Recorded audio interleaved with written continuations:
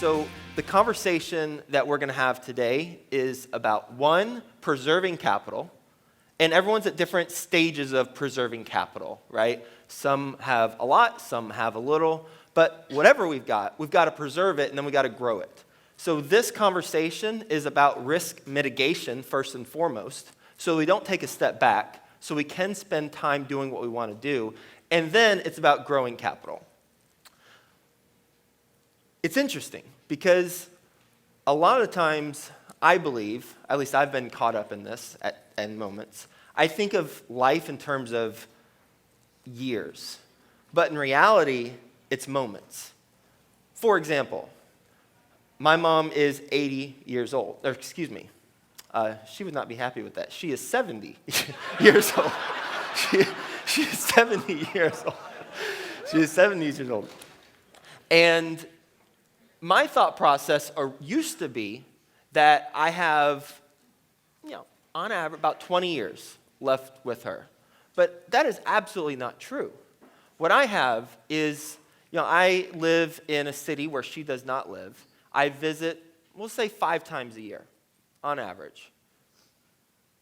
5 times a year, she'll live hopefully to 90 and above. Let's just say 90. 5 times 20, 100 moments. I have 100 moments left with my mom. And when we think about it in terms of moments, instead of in terms of years, things get real.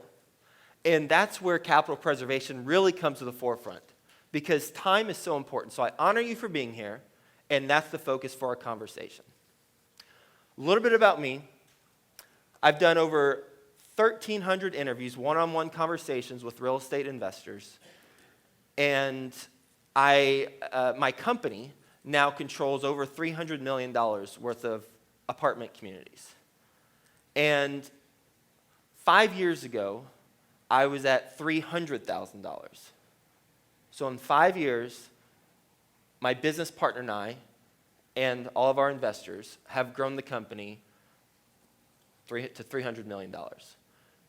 So I mention that because who cares about what I've done?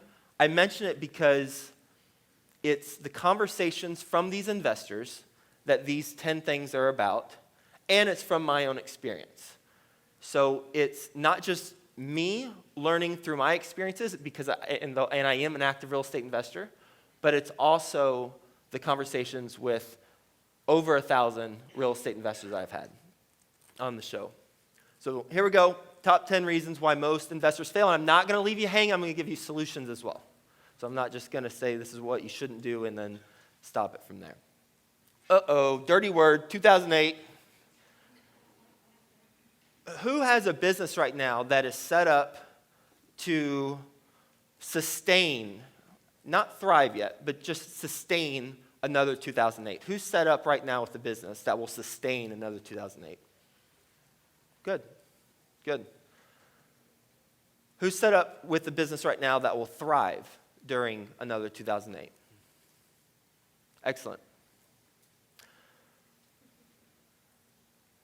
In 2008, a lot of real estate investors were forced to do certain things. They're forced to. Is being forced to do anything a positive or negative emotion? That's terrible. Especially as real estate investors and entrepreneurs. We don't want to be told what to do. We want to create. We want to build. When we're forced to do stuff, that's a problem. There are 3 ways, I call them the 3 immutable laws of real estate investing. These 3 laws, if we follow these 3 laws, then we will not be forced to do anything when the next 2008 occurs. Here are the 3. 1, buy for cash flow, not appreciation.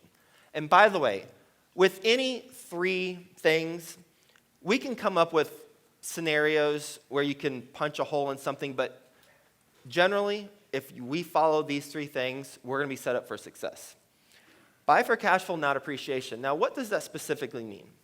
Because my business is, I'm a value-add apartment and building investor. So I buy stabilized cash flowing properties, and I force appreciation by renovating the interiors and increasing the value. So when I say buy for cash flowing, not for appreciation properties, what I'm talking about is being able to cash flow so that when a 2008 comes, we can ride out the storm because we have money coming into us, versus buying a property and crossing our fingers and hoping that it appreciates because the economy is doing well at that point in time. Because when real estate investors gave back properties in 2008, there really wasn't a reason to give back a property if you were making money, being positive cash flow for that month, for that year. Buying for cash flow, not appreciation, and there is a distinction between forced appreciation and just crossing your fingers and hoping it appreciates, because I am a proponent of forcing appreciation. 2, long-term conservative debt or long-term conservative financing. Some investors just weren't lucky. They just very unlucky. Their loan became due in 2008 or in that time frame. Tough to get financing. Or if you got financing, get a 6, 7, 8% interest loan. It's very tough. So my suggestion is to put long-term fixed interest rates on your properties. Now, I'm guilty of not following that right now, and here's how I mitigate the risk of not following what I just said. If we have a floating interest rate, then we buy a cap on what the interest rate can be. So when we buy a cap, then that mitigates, that hedges some of our risk. Another is if we have a property that we're purchasing that's projected to be a 5-year plan, we're going to have a loan for at least 5 years, but it depends on the business model. We won't have a loan that expires prior to that, and we just hope that we can refinance out and get into another one. And the third law is having adequate cash reserves. If you think about, and I've interviewed 1,300 real estate investors, 25% or so got hit really hard in 2008, or at least admitted it on the show. Perhaps there were more. If you think about any way you could have got burned in 2008, because something like that, I agree with the consultant, the economist who spoke earlier, something's going to happen in the next 10 years, maybe twice. If you think about 2008, if we follow those 3 laws, buy for cash flow, not appreciation, it's okay to force appreciation. Because when you force appreciation, by the way, and something happens, then you just scale back, pull back the reins. Stop doing whatever you're doing. Sit tight. Have long-term debt on the property, fixed, ideally. If floating, then buy a cap. And have enough adequate cash reserves. There's really not a whole lot else you need to do to mitigate the risk. We're not insulating ourselves. And we might not be setting ourselves up to thrive in another 2008, but it certainly is setting ourselves up to, at minimum, survive. At minimum. And then you bought a property. Let's say worst case scenario. You bought a property in 2008. The absolute worst day of 2008, whatever that day was, you hold it for 5 years. 2013, it's all right. The property's doing all right because property values in general, I hate speaking in general about the economy and things because real estate's super local, but in general, 2008, 2013, 5 years, you probably recovered a lot, if not all, of the damage you sustained. Oh, you weren't supposed to see that picture yet, so I have a question. It's a fun picture. Who's a cool person here? Dave, I saw your hand come up first. Okay, you're a cool person. What What makes you cool? She doesn't? Well, you're not helping me with the whole cool reinforcement thing. He's got a great wallet. Okay. Can I see it real quick? No. Well, all right. So regardless how cool you think you are, which you kind of don't, but you have a great wallet apparently, you won't be as cool, I imagine, as a panda riding a plastic horse. Right? Like, there's not a whole lot more cooler than a panda riding a plastic horse. Now, I have a business tie-in, so bear with me on that. I just really like that picture. I was like, this has got to go in there. When we try to do everything ourselves, then we're not setting our business up to scale, and we are not optimizing the potential of our business. So what does that mean? Specifically, if we're a really cool person, and that is what we believe our special skill set is, we've got to take a look at, are there other best-in-class, cooler things that could exceed my coolness? Well, certainly a panda riding a plastic horse would qualify. So now let's take it to the real estate realm. We've got to identify what we're really good at, what we're really, really good at. And then we've got to build a team around us. So there's a 3-step process for scaling your company. 3 things. And I've done this, and I'll give you an example of how I've done it. But I'll tell you the 3 steps first. First, we've got to identify what our special skill set is. I know Dave, and his special skill set certainly isn't being cool. His special skill set is many other things. But we've got to identify what's the number one thing that we're especially talented at doing. And then based on that, the second thing is we've got to know what are the best-in-class performers within my industry required to do to achieve the highest level. So 1, we've got to know who we are.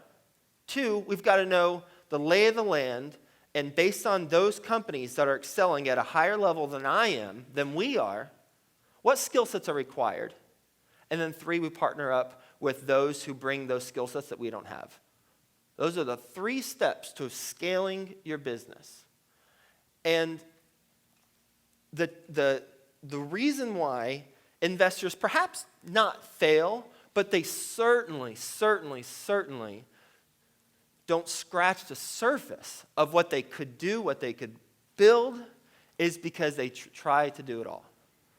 And when we identify our special skill set as it relates to the industry that we're in, the asset class that we're purchasing, and then we identify other models of success that we can model after, other companies we can model after, and then we are world-class at that one thing, and we bring in partners or vendors or contractors or people from Upwork.com, a freelance company website, whatever that is, we're going to be set up for success. So specifically, here's an example. 5 years ago, I had 4 single-family homes, and now my company's got about 3,500 apartment units, over $300 million. How'd that happen in 5 years? A lot of things, but from a high level, I identified what I'm especially talented at doing. It wasn't overnight, but once I identified it, which specifically, I'm in apartment investing. Basically, you need money, you need the deal, and you need to make sure you execute it effectively. Really it. Those are the 3. Out of those 3, I am good, very good. My special talent is getting the money. My business partner is very good. His special talent is finding the right deal and underwriting it. And together, we do the execution. High level, that's how we break it down. And I believe he is world-class in what he does, and I believe I'm pretty good at what I do. And that's it. That's how we scale our company. 3, puts more focus on improving biz than self. This is a house with some foundation issues. And when we build a house, or perhaps, who goes to the gym a lot? Yeah, you do. When you go to the gym, you probably see some guys in there who are like this, and then they're, little Tweety Bird legs, right? And I didn't want to put a picture up there of that guy because then if he was actually in the audience, there'd be some trouble for me. So I did the house instead. But, they're building, their foundation really strong, but their actual or they're building their body, the perception really strong, but the actual foundation is not as strong. And when we focus on building our business, if we focus on tactics, if we go to these different seminars, if we go to these different sessions, and we look for tactics, that's great. However, if we haven't focused on ourselves, we're going to go from one business to another, keep looking for tactics, and they're not going to be as successful, and the common denominator is ourselves. So we got to focus on ourselves. So specifically, my suggestion is to work on mind, body, and spirit, or soul, however you want to think of it. One specific thing I do for each of these is, I got a Fitbit, so that's the body. Look to get 10,567 steps a day. 2, I don't know where I came up with that number, but I want to be over 10,000. I want to be unique. It's my own weird thing. 2 is for the mind. So that was body. For the mind, what I do is I have a daily journal. And that daily journal is, I have been doing a daily journal for almost 3 years. This June will be 3 years. And holy cow, it's so rewarding to see what you were doing, how you were thinking 3 years ago, what you were focused on, and now see where you're at. You've made a lot of progress between now and then, and it's important to recognize that. So what have I done? I've told you body, soul. Was that soul or mine? All right, spirit. Oh, yeah, spirit, soul. My wife, Colleen. Where are you? There she is, yeah. My wife and I, before every meal, we cheers each other and we say one thing we're grateful for. And it just centers us a little bit. Sometimes do it faster than others. I'm grateful for this scrambled egg, Other times it's more thoughtful than that. And I suggest that having components, however you think about things, however you do things, whatever your beliefs are, my suggestion is that there is that component on a daily basis. Helps with your foundation. Gets caught up in insignificant details. Just real quick on this, I have a friend who is wanting to create a apartment investing business, and it has now been about 3 months that he's been working on the name of his company. Name of his company. My company's name is Ashcroft Capital. My company's name before that was Value Add Investments. My company name before that was Fairless Investments. It does not matter. Once you get to a certain level, certainly. I wouldn't change it now. But come on, right? So, we laugh at that. And come on, what's he doing? But do we get caught up? Are there other things that we get caught up with that aren't as significant that we should just, done is better than perfect philosophy? We should approach it as a done is better than perfect philosophy.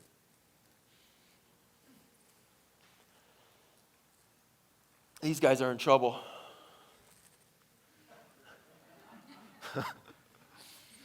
Inadequate focus on the most important part.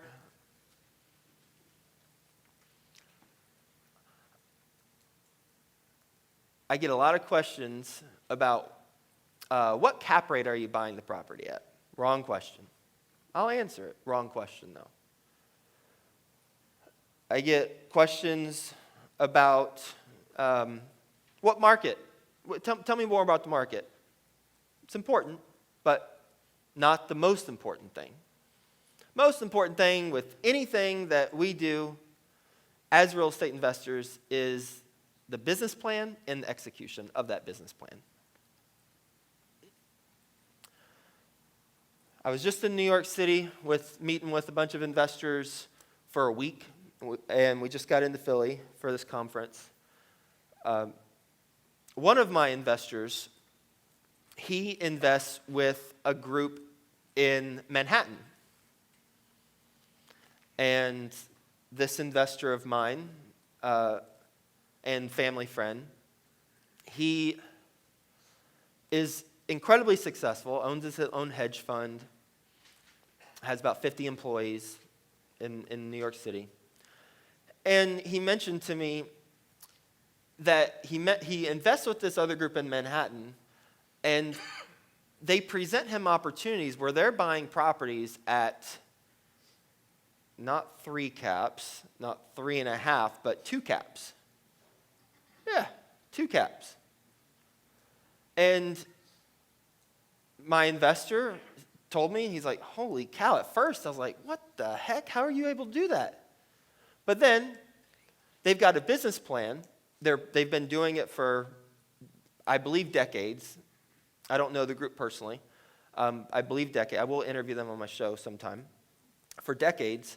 And they buy 2-cap properties in New York City, in Manhattan specifically, and are able to generate medium to high returns because of their business plan. They basically have a system for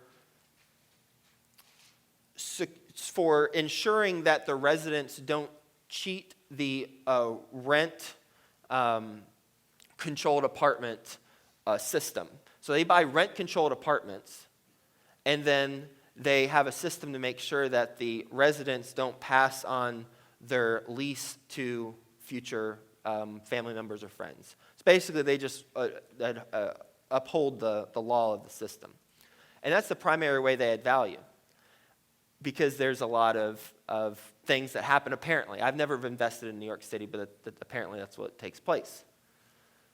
So if they're able to buy at 2 cap and generate quality returns, is asking what the cap rate is really important? It's relevant. It's a relevant question, but it's not the most important thing. The reason why it's a relevant question is because when we buy, first we want to make sure we're buying at a competitive rate, and then 2, we want to make sure when we exit, our projections are the cap rates will be worse. That way we're being conservative. So I'm with them on that. But the most important thing is the business plan and the execution.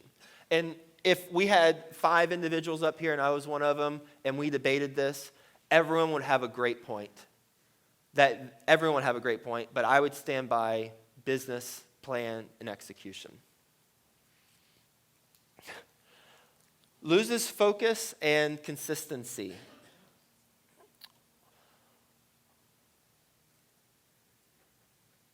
Think about one skill that would take you to another level within your business. One skill. Just think about one skill. And now picture yourself practicing that one skill for 1,000 days in a row. 1,000 days.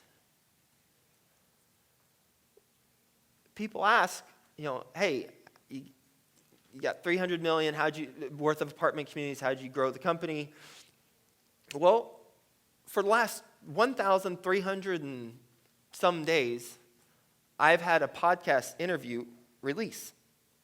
Now, peek behind the curtain. I don't interview every day. I batch them, and then I release later. But I've done the equivalent of interviews over the last 1,300 days. And think about that one skill you're thinking about before. Think about doing one thing that can practice that skill for 1,300 days. Where would you be?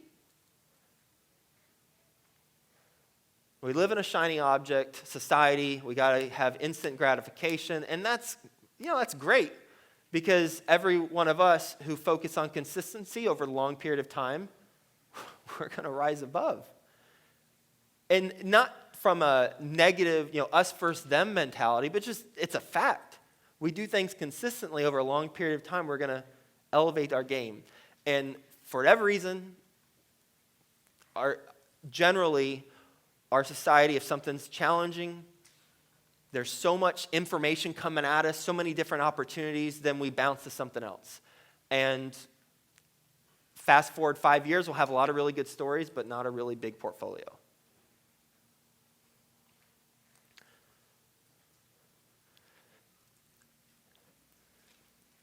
Number 7, don't ask the right questions. How many words for snow does an Eskimo have? Dozens, yeah. I heard 50, or I read 50 in a latest article. If you and I were making a snow transaction, would it benefit us? We're buying it from these ladies. If we were buying snow from them, would it benefit us if we had an Eskimo as a consultant? Yeah. They'd pepper you with questions. You better be ready. Eskimos will have so many thoughtful, in-depth questions because they know the business of snow, or they know snow.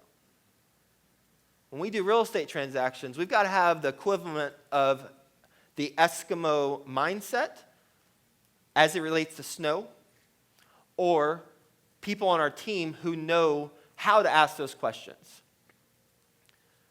And when we have a person like that on our team, or people like that on the team, we're setting ourselves up for success. Here's a story. My first deal, apartment community, prior to forming Ashcroft, before I met my business partner, I bought a property, and it was 98% occupied. Prior to buying it, the owner, we'll call him Mr. I'm going to get you. Prior to buying it, he asked me, Joe, we're at 98, but you know what? We could make it 100 before closing. Yes, please. Yeah, that's so nice of you, Mr. I'm going to get you. Thank you. And turns out that I wasn't asking the right question. I was asking, what is the occupancy? Who knows what I should have been asking? Huh? Paying. Oh, is that an important part of real estate investing in landlord? Yeah, paying. What was that's the physical occupancy. What's the economic occupancy? Yeah, how many are you paying? 70% to answer your question. Yeah, 70% afterwards. And not only that, but of those 70%, apparently the ones that were paying weren't, the ones that he leased, the ones he leased from 98% to 100%, he was doing a really favorable deal for himself. He would take the take the first month's rent up front as well as the second month's rent, so they didn't have to worry about paying for 45 or so days. Well, he was receiving all of that money. And not only that, he had a special that was running that, Mr. I'm going to get you is really good. He had a special that was running that there was no security deposit. Yeah, no security deposit. Just a move-in fee, $99, no big deal. Well, security deposits get transferred to the buyer at closing, but fees do not. So he was pocketing the fees. There are many examples of that taking place. not just with my stuff that we've worked through over the years, but also, through podcast interviews I've done. And asking the right questions. Now, just to close the loop on what I should have done, not only should I have asked about the economic occupancy, but now what we do is we cross-reference three things. We cross-reference the profit and loss statement, the bank records, and the leases. And then we look for discrepancies.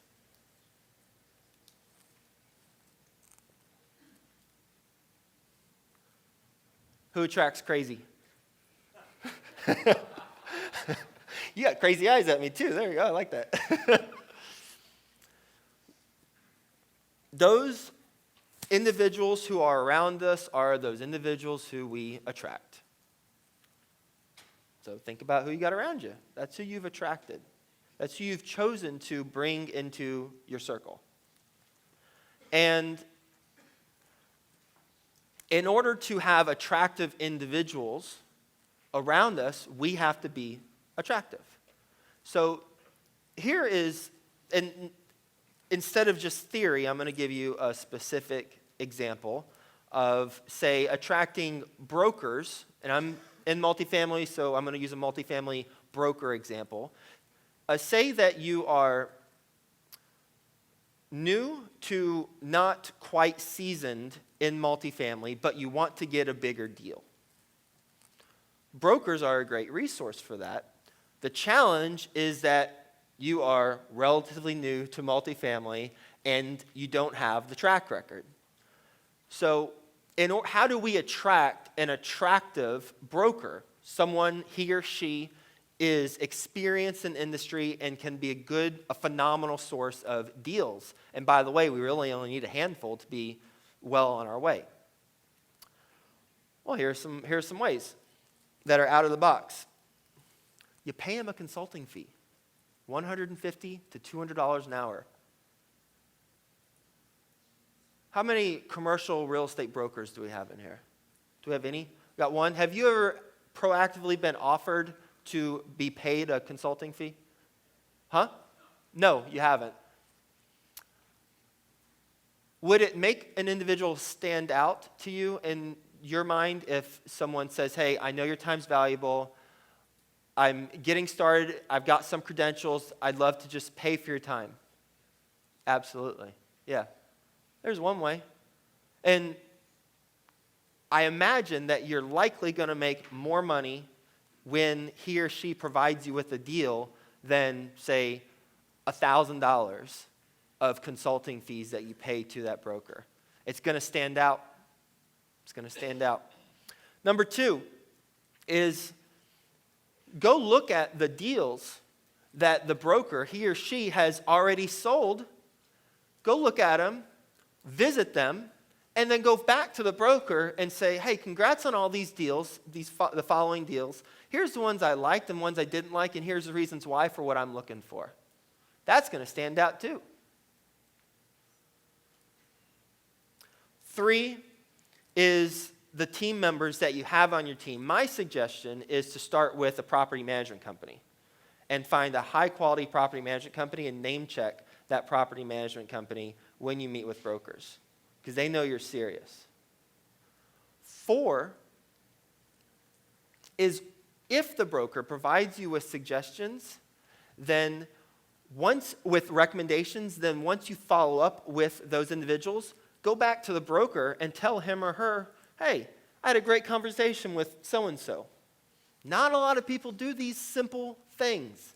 At most, what I just told you, $1,000 at most, and that is a lot of money, but relative to what could be made on deals, it's not. And it will make you stand out. That's just one example of how to attract team members who are attractive. Let challenges stop them.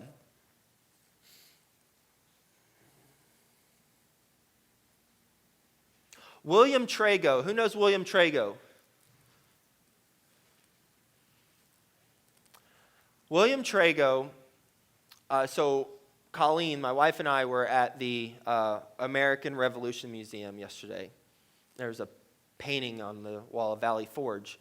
And I was reading the bio of the painter, and it was painted by William Trago, one of the most iconic paintings of the Revolution. Something stood out to me about his bio, and it was that at the early age, he lost his ability to use his hands except for his pointer finger, index finger, and his thumb. He also lost the ability to use most of the feeling in his feet. He went on to paint over 200 paintings, and any history book that any of us have ever seen most likely has a Trago painting in it. And how he was able to paint is he had these fingers, and he moved his hand like this, and he literally had to do this to paint. It's incredible. It's incredible. And there are challenges in my life that I initially get stuck on. I'm like, holy cow, come on. Come on.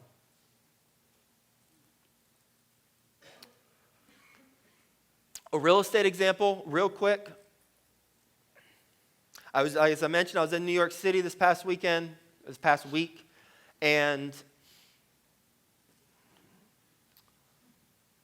my friend told me, a different investor told me that they have an architect friend who owns a whole lot of real estate in New York City.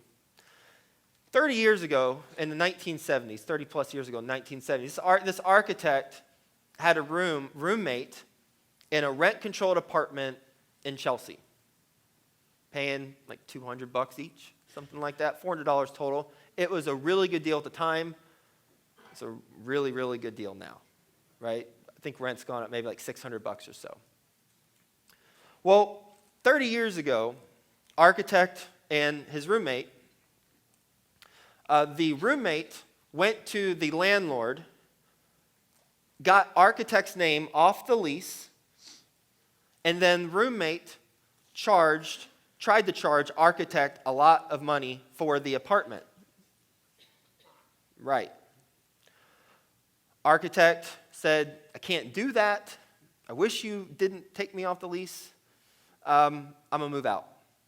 Architect then went and cobbled together all the money he had, borrowed some from some friends, bought a building in Soho. He now is one of the largest real estate owners in Soho, period. He ran into his former buddy very recently. His former buddy is still living in the apartment and thinks he has the best deal ever. He thinks he's like, oh my God, you can't believe this apartment I've got. I'm paying like $600 to live in Chelsea. Architect's thinking, he's not rubbing it in his face, architect's thinking, dude, that was the best thing ever happened to me. I got kicked out of my rent-controlled apartment. Could have gone one of two directions. Lastly, they don't volunteer. I volunteer for hospice. This is Scrooge McDuck, by the way.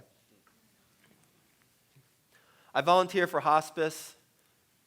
I was with the patient I was spending time with, and I arrived. He told me he had a really rough night. We get in the wheelchair, and we scoot around the hallways, get him some exercise-ish. He comes across an elderly woman, and this elderly woman and him stop. We got wheelchair to wheelchair. I'm just standing here like this. And the elderly woman says, how you doing, Tim? And he's like, how you doing, Fran? And she said, well, not too good. I'm getting confused on things. Can't remember how to use the telephone. And he said, well, you look a lot better than you did a couple months ago. And she said, well, thank you for that. Thank you for that. He's building her up. And she's like, well, gotta go, gotta go. And he's like, well, okay, gotta go too. And she says to Tim, she says, have a good day. And he says, I'm going to have a great day. I'm going to have a great day. If he has that perspective on life and on where he's at, holy cow. I mean, come on, right? If we're physically not in hospice, which we're not right now,